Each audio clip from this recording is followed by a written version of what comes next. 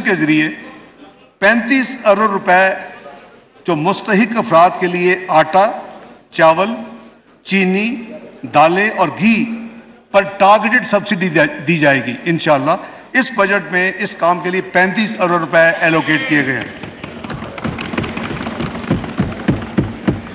جناب اسپیکر، اسی حوالے سے مستحق جو افراد ہیں ان کے علاج اور امداد کے لیے پاکستان بیت المال کو 4 ارب روپے فراہم کرنے کی اس بجٹ میں ایلوکیشن شامل ہے۔ جب یونانی ادویات عام طور پر دیہاتی اور کم آمدنی والے افراد استعمال کرتے ہیں، جن کی سہولت کے لیے یونانی ادویات پر سیل ٹیکس کی شرح صرف 1% کی جا رہی ہے۔ اسی طرح جو سیکنڈ ہینڈ کلوتھز ہیں، ہمارے بہت بہن بھائی ہیں اور وہ بیچارے افورڈ نہیں کر سکتے، کس کا دل چاہتا ہے کہ میں سیکنڈ ہینڈ یا استعمال شدہ کپڑا خریدوں؟ اس کے اوپر اس وقت 10% ریگولیٹری ڈیوٹی عائد ہے آج کے دن۔ اس ڈیوٹی کو ختم کیا جا رہا ہے۔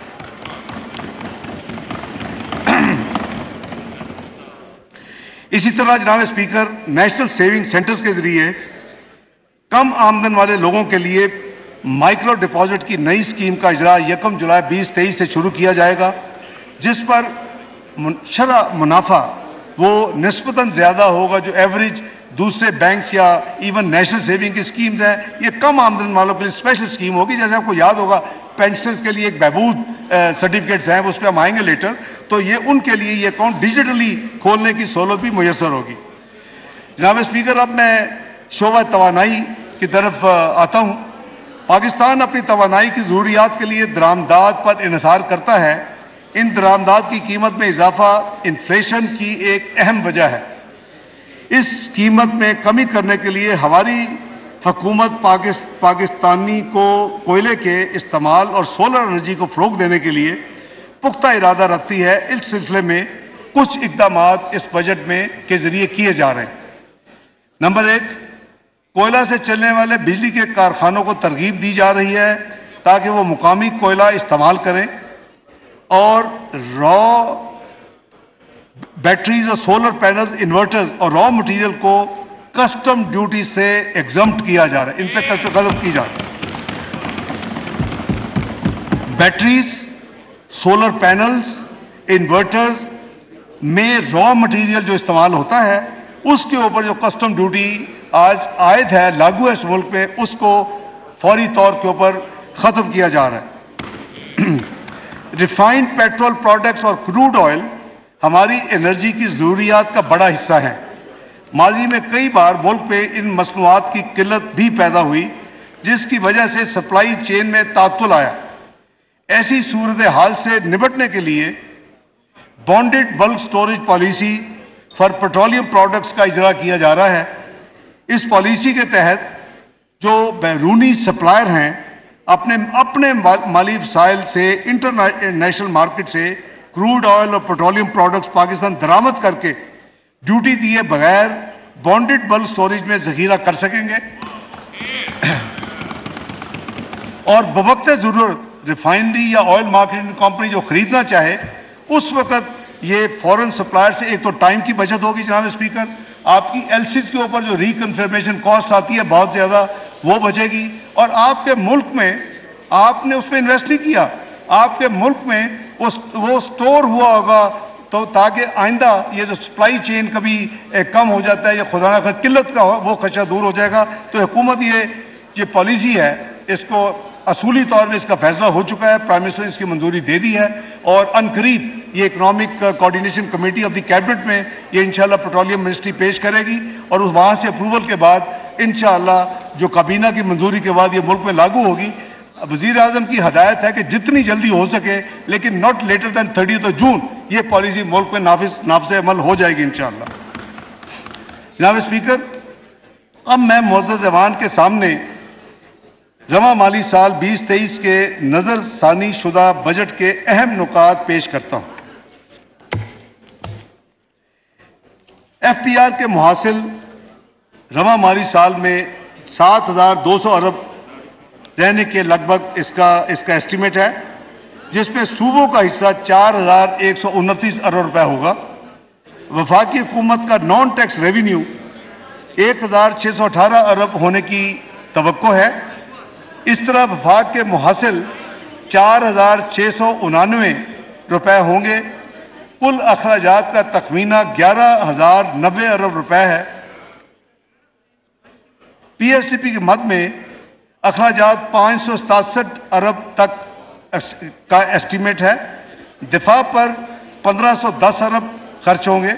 سول حکومت کے مجموعی اخراجات 553 ارب، پینشنز پر 654 ارب، سبسڈیز کی مد میں 1093 ارب اور گرانٹس کی مد میں 1090 ارب اس رواں مالی سال میں خرچ ہوں گے. جناب اسپیکر، اب میں اگلے مالی سال یعنی 2023-24 کے اعداد و شمار پیش کرنے کی اجازت چاہتا ہوں.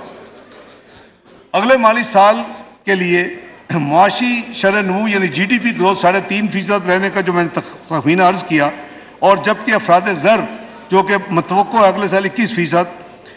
بجٹ خسارہ ہم نے مزید کم کر کے جو اس سال 1% کم کر کے 7% پہ ہے، اس کو 6.54% اور پرائمری ڈیفیسٹ کی بجائے پرائمری سرپلس کا ہدف رکھ رہے ہیں جی ڈی پی کا 0.4%.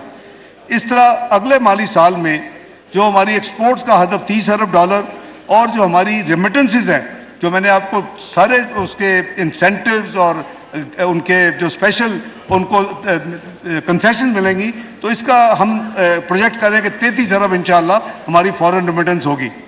جناب اسپیکر، اسی طرح اگلے سال ایف پی آر کا جو یعنی ایسٹیمیٹڈ محاصل کا تخمینہ ہے 9,200 ارب ہے، جس میں صوبوں کا حصہ 5,276 ارب روپے ہوگا.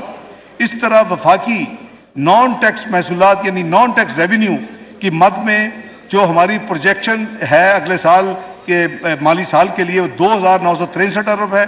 وفاقی حکومت کی اس طرح کل آمدنی صوبوں کا حصہ دینے کے بعد اور نان ٹیکس ریونیو کو ایڈ کرنے کے بعد 6,887 ارب روپے ہوگی.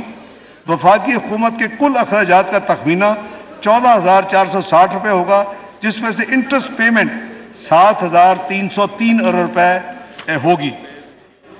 جناب اسپیکر، اسی طرح اگلے سال پی ایس ٹی پی کے لیے 950 ارب روپے کا بجٹ ایلوکیٹ کیا گیا ہے.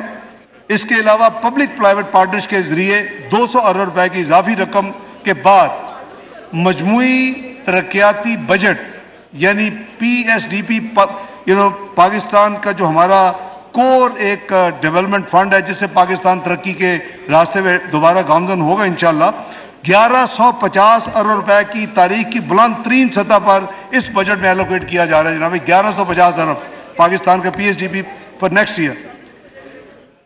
ملکی دفاع کے لیے اس میں 1,804 ارب، سول انتظامیہ کے لیے 714 ارب، پینشن کی مد کے لیے 761 ارب سول اینڈ ملٹری بوتھ، بجلی گیس اور دیگر شعبہ جات کے لیے 1074 ارب سبسڈی کے طور پر رکھے جا رہے ہیں. آزاد کشمیر، گلگت بلتستان، خیبر پختونخوا میں جو ضم شدہ اضلاع ہیں یعنی نیولی مرج ڈسٹرکٹس، اسی طرح بسپ، ہائر ایجوکیشن، ریلویز اور دیگر محکموں کے لیے ٹوٹل 1,464 ارب روپے کی گرانٹ اس بجٹ میں مختص کی گئی ہے. جناب speaker, working journalist health insurance card, یہ اس کا اجرا کیا جا رہا ہے. آرٹسٹ ہیلتھ انشورنس کارڈ کا اجرا کیا جائے گا. اس کے علاوہ مائنورٹیز، اقلیتیں یعنی سپورٹس پرسنز اور طالب علموں کے فلاح و بہبود کے لیے بھی اس بجٹ میں فنڈز فراہم کیے گئے ہیں. جناب اسپیکر، پینشن کے مستقبل کے اخراجات کی لائبلٹی کو پورا کرنے کے لیے ایک پینشن فنڈ قیام کرنے کی تجویز ہے، کیونکہ ہمارا پینشن کا جو لائبلٹی ہے وہ آہستہ آہستہ بڑھتی ابھی تقریباً 760 ارب اگلے سال متوقع ہے. تو ہمیں ابھی اس کے لیے کوئی پلاننگ کرنی ہوگی. تو وزیر اعظم شہباز شریف نے یہ فیصلہ کیا ہے کہ اس کے لیے ایک پینشن فنڈ کا قیام کیا جائے. It's always the first day towards a long journey, تاکہ ہم آنے والے دہائیوں میں اس یعنی بڑا مشکل چیلنج سے ڈیل کر سکیں، اس سے نپٹ سکیں. جناب اسپیکر، اب میں کچھ ترقیاتی بجٹ کے حوالے سے ملک کی تعمیر و ترقی میں جو کہ ایک اہم جیسے میں نے کا کردار ادا کرتا ہے، معیشت کی استعداد کار میں اضافہ، بہتر انفراسٹرکچر کی فراہمی، افرادی ترقی،